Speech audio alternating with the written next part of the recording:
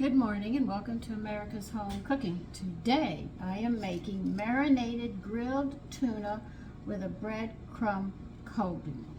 Okay, alright, first you're going to have to put these ingredients together. I started this, but I was doing something else on my phone, so I couldn't show you at the time. So I'll read what you have to do. You're going to need, well, you can cut this recipe in half. I cut it in half, but I'll give you the full recipe. You need 6 fresh tuna steaks, 3/4 of an inch thick. I'll show you. I got 3 for me. You need 1½ cups of dry white wine. You'll need the juice of 1 lemon, 6 tablespoons of olive oil, 1 sprig of fresh rosemary, 1 clove of garlic peeled and finely chopped, and salt and pepper. Okay, that's where I'm at. It's got to sit for 1 hour. 2 hours. Mine has sat 1 hour, so I'm going to turn it over for the other side to soak. Seal it up and stick it back in the refrigerator.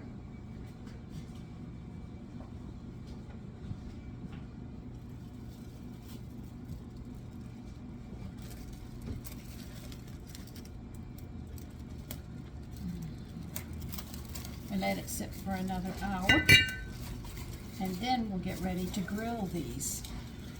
So that's what I'm doing right now. Okay, what was bothering me was actually, let me put it in the refrigerator, I'll tell you what's really annoying.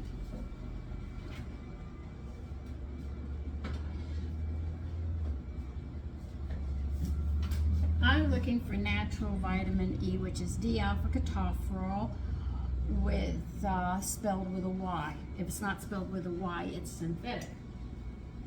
Now, mixed ketopherols don't do much of anything for your body. Now, there's another thing about vitamin E you have to know. If you take a high dosage, it causes high blood pressure. I usually get 100 international units, and that's about as high as I go. Now, I have been to Amazon, I have been to Purity and Pride, I've looked under Now, all the companies that I know, even Sogar, and the lowest they go is 200 to 400, and that is going to increase blood pressure, taking it. And yet you need vitamin E. It's very vital. It keeps your, like the walls of your veins and arteries from being bruised or rupturing. Varicose veins are a big problem for women and stuff. Vitamin E is very important for all of this.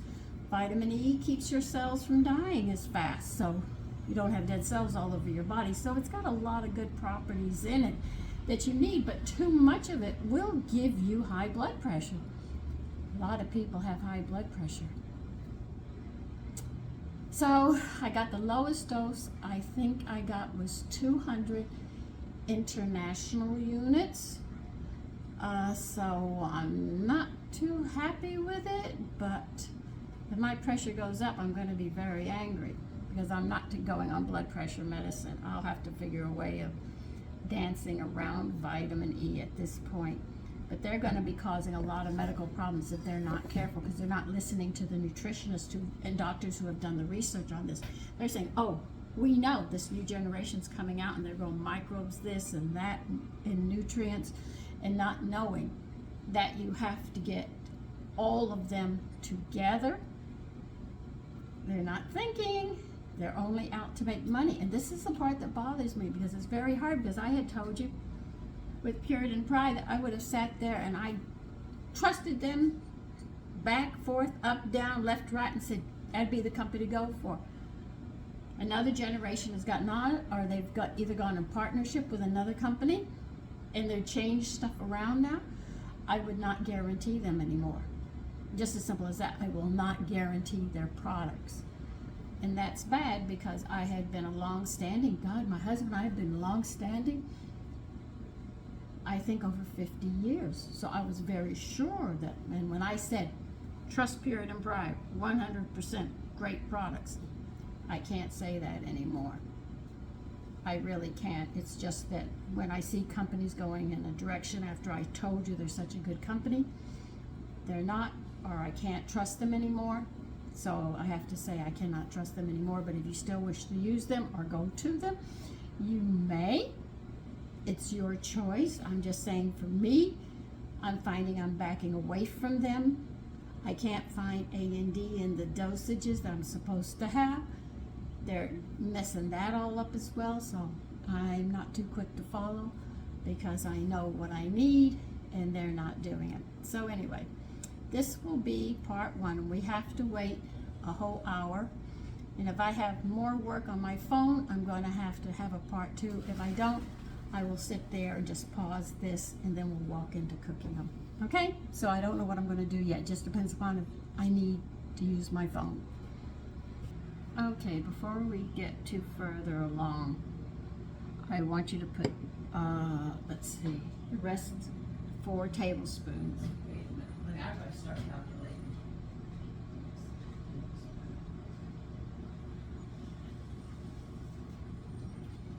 You're going to have to add 4 tablespoons of olive oil in a saucepan, and you want 6 anchovies.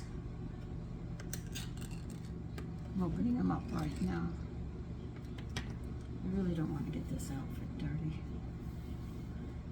So.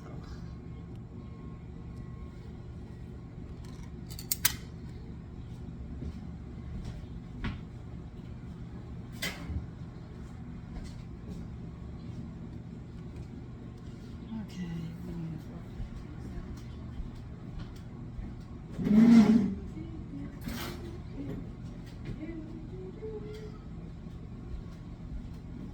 So take 6 of these little suckers out. Let's see. 1, 2, 1, 2, 3, 3.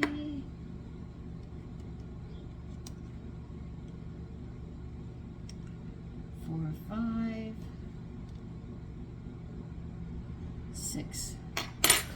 We're going to have to rinse these off, and then we're going to pat them dry.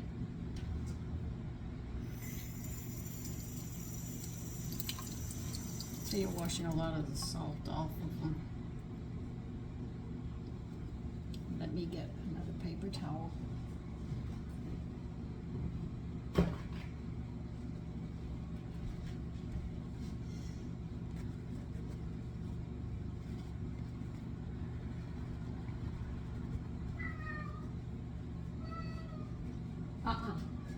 No, you just finished eating. Don't start complaining. I just fed you again.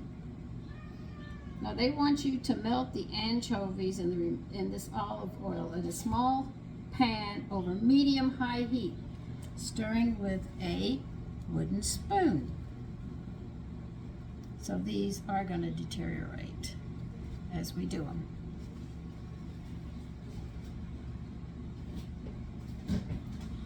So I'm going to light my stove. What am I going to do with these? I'm going to save them.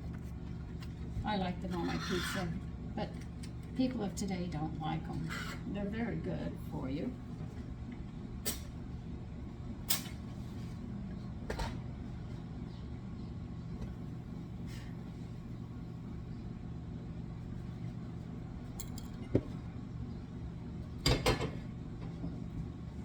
So as that oil heats up, let me get my book out of the way. What you're going to do is you're going to pour these over your your tuna steaks when they're done. Let me use my tiny spoon. I say as it heats up, it looks like these things are going to break apart. I'd rather have torn them apart, but that's what they want.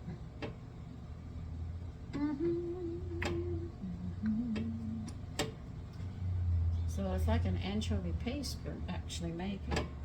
Something that my grandfather used to do. He used to mix a lot of garlic, anchovies, and oil with parsley, and he'd take vegetables and he would dip them in there with bread and have wine with it. He did that for my older brother, and when my older brother had it, my father hated the smell of garlic. James actually smelled of garlic. He ate so much of it. And my father wouldn't let him back into the house, so he had to stay with Nanu. Because my father didn't want everybody to know that my mother was Italian.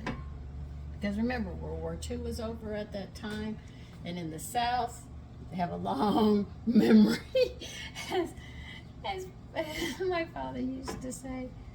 But I didn't care. I was proud to say that I am who I am, if people liked it or not.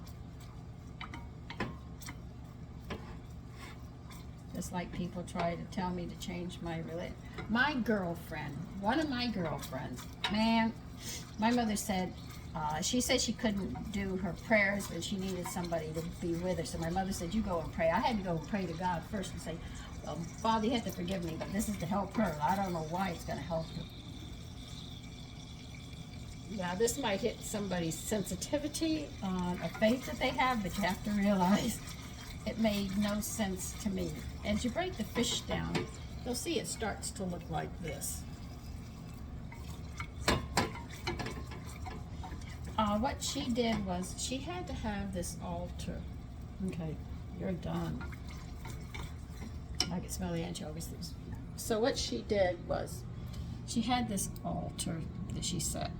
And she had to have lights all on it, on this white sheet of paper. This whole white sheet of paper. You couldn't have one shadow on it.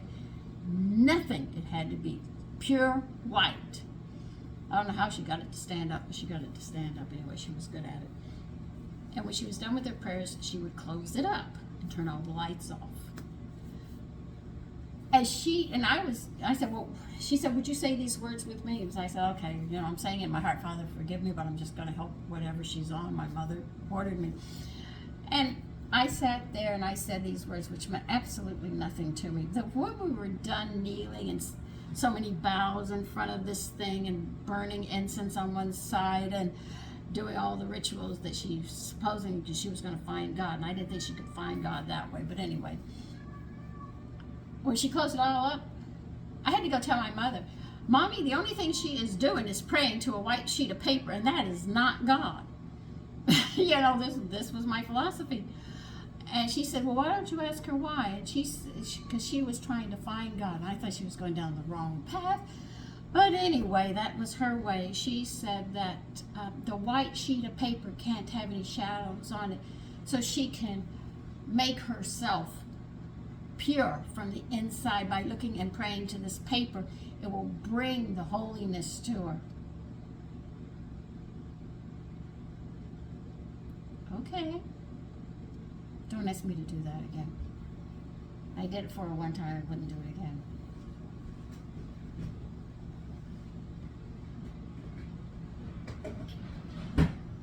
Then she went to this other group, because that didn't help her. So she went to the other group, and they said, Nam Yor Renge Cure, ding! Nam Yor Renge Cure, ding! I was wondering if she was ever going to find God. And she drugged me. She drugged me to all these places, my girlfriend. I don't know if she ever found God. I know one thing, she learned a lot about different religions. The first time I came up here, no.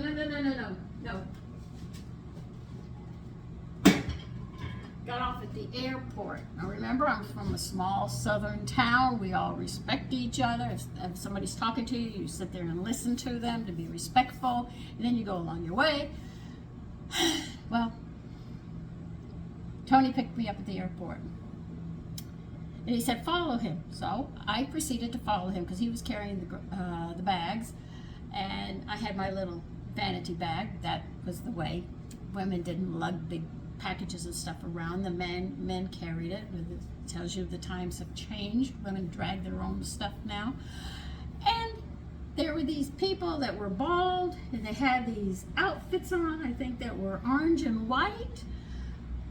I think they were orange and white. Yellow and white? Well, I can't remember the color. Who cares? Anyway, they got between Tony and I. And they proceeded to talk to me. And I'm being very polite. I'm from the South. You're not supposed to sit there. I can't go. You have to sit there and listen. So I'm listening to him and listening to him. And I said, yes. And I said, please excuse me. I do have to leave.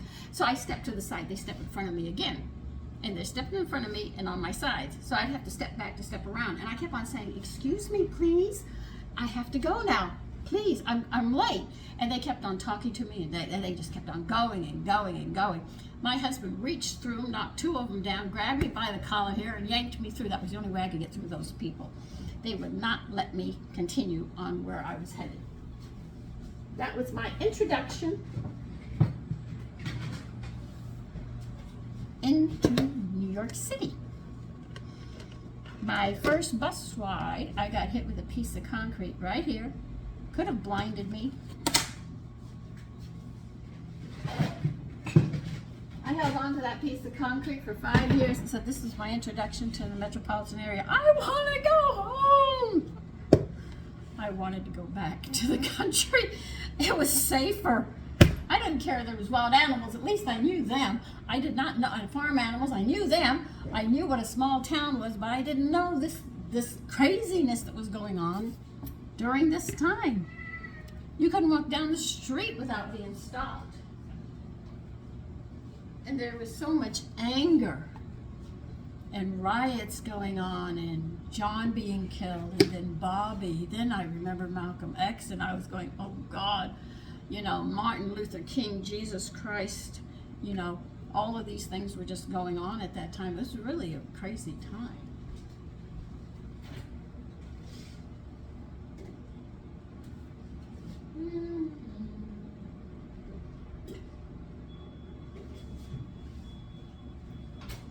So I did not know if I was going to survive in the metropolitan area. We were on buses that were crowded, that had windows, no air conditioning. We didn't have the G train, we had the GG train, which had the straw seats and stuff. And we had fans that would blow. We didn't have air conditioning and stuff. So in my lifetime, just coming up here, and that was what, 30 years ago, a lot has changed in the city at that time. I remember where the Twin Towers were. Before the Twin Towers, Cheese of All Nation was down there, and there were a lot of private homes down there, which was really nice. I mean, it was like just stepped into the country right there with nice little country homes. And this was in Manhattan, and that ended. And I remember my husband took me out somewhere in Brooklyn where we saw, and this is in my lifetime, and we're talking like 30, 40 years, there were Indians, and I saw their houses was on stilts because of the marsh area, and they had hides of deer, and I saw them on the side of their house drying, nailed to the outside of the house. And they built that up too. I remember my husband used to take me, and we could go to the farms out in Brooklyn heading towards Queens, and you saw the cows and everything. You got fresh milk and all there, and butter. That's all gone too. This city in my lifetime has changed.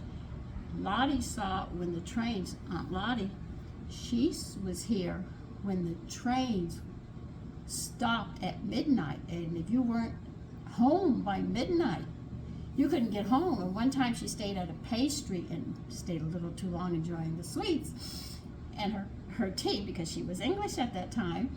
And she had to stay at the police station, and they gave her a cell to sleep, and they took her home the next day.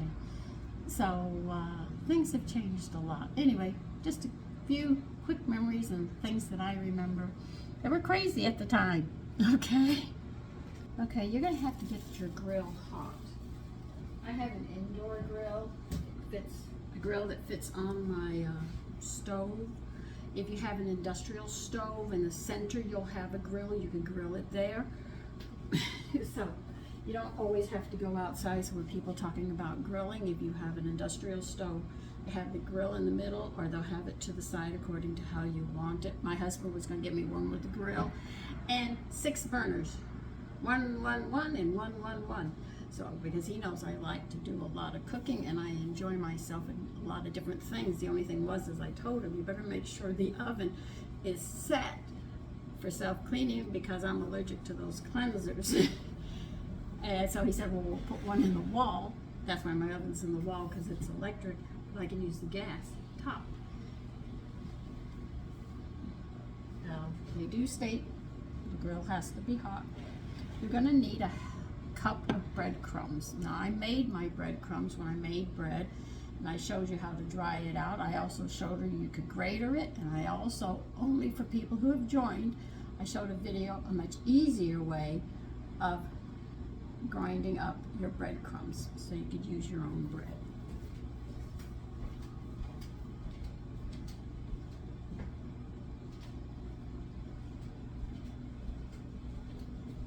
Now, as I talk about the past, today, now in the past you did not talk about which party you belonged to. I could not to this day tell you if my father was a Democrat, an independent, or a Republican. I could not tell you if my mother was a Democrat, independent, or a Republican. I don't know. But we were always taught from young that we could talk. We all can talk politics to each other. We can talk religion. But there is no reason to carry on to the point that people are killing people and rioting and hating and everything else. We just never let you know the party that they belonged to. They just had different points. They knew how to talk on both sides and weigh things out, whereas today it's gone a little on the madness, I should say. Okay. Now, when you put these things on the grill here, but the violence here is no different than what I went through before. I just thought in my lifetime I wouldn't see it again. And it's evident it's coming back around again. All right, now you're going to take these beautiful steaks that you have been marinating. You're going to dip them into breadcrumbs and breadcrumb them, and then you're going to put them on a hot grill. They want the lines of the grill on the fish, or on the steaks, if you wish to say tuna steaks instead of fish. They want them dark. They say not light, they want dark bars going across it. All right, so let me go ahead and you just take them out of the marinade and put them in breadcrumbs.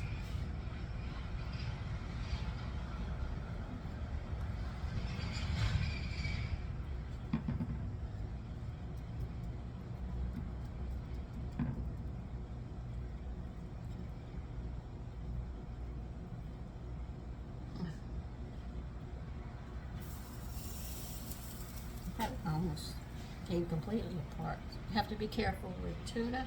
It doesn't have any skin or anything holding it together. Yeah, because one little piece started breaking off, which I was really surprised.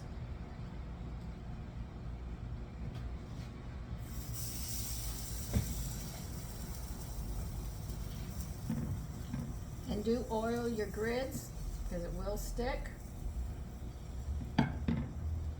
I know the men who do the grilling, you already know that.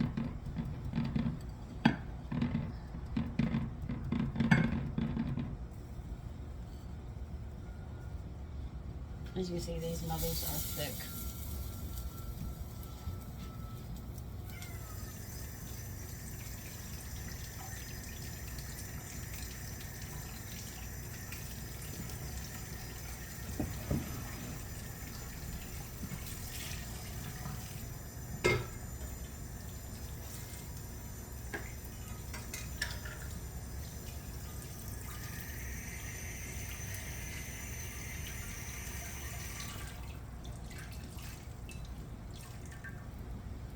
To tell you the truth, what I see today with the young people, with the, well, actually I should say the political party, I see this, the Civil War. I really do.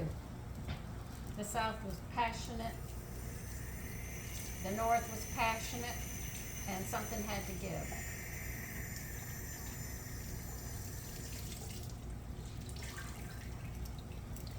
And the way the people, young people feel on one side to the other, I see this, I could see where a civil war would have broken out then, And it could happen here in my own country, in my lifetime. Why do I want to see that? I don't want to see that. I don't even want to hear about that.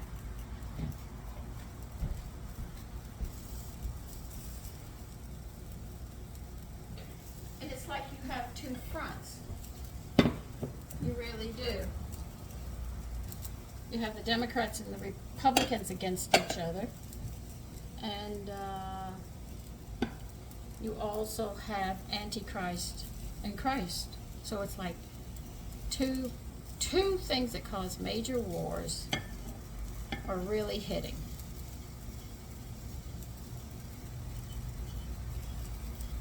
Which is ridiculous. I don't expect people to believe the way I believe. Do I think my way is the right way? It is for me. I don't think God will complain.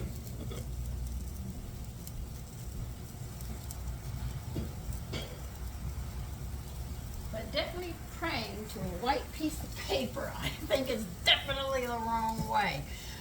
I can say that. But that's me. So this is going to be cooking for a good while. So I better turn these flames down and let them just sit and cook.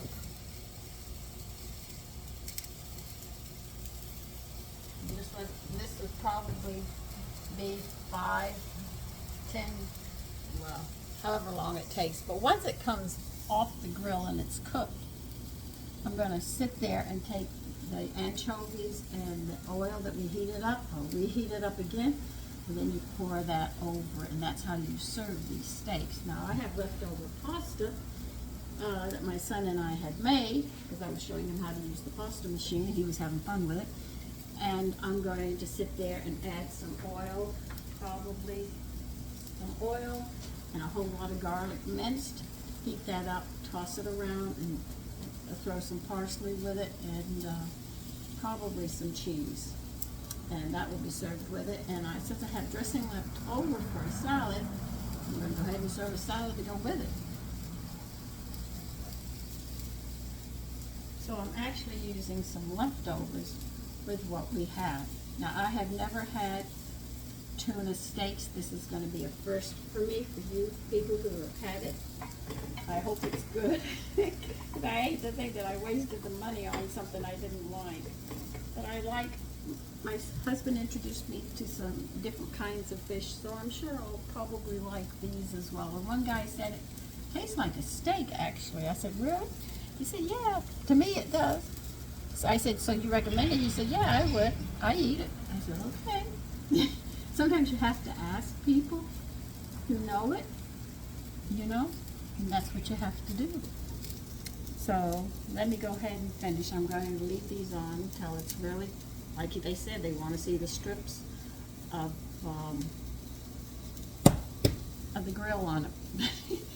It's too early. I've had a long morning this morning doing things. But anyway, I'll see you in a bit when they're done. So I'm going to cook them halfway, and then I'm going to flip them over. If they get too dry, just pour a little bit of oil on them, okay? Because it is breadcrumbs. Do pour a little bit of oil over them so the breadcrumbs and stuff work. They said that will help hold it together, so do pour oil on them. I did, and it's holding. I can show you. You see, there's one right there held together, and these back here. So a little bit of oil will not hurt them if you pour it on. Okay? Okay, here it is. And that is tuna steaks. I don't know how it's going to taste, but pour the anchovy oil over them and they come out. I put mine on pasta that I had left over. Like I said, I was going to mix it with garlic, butter, and parsley. All right, so listen, you take care and have a great day. Bye-bye.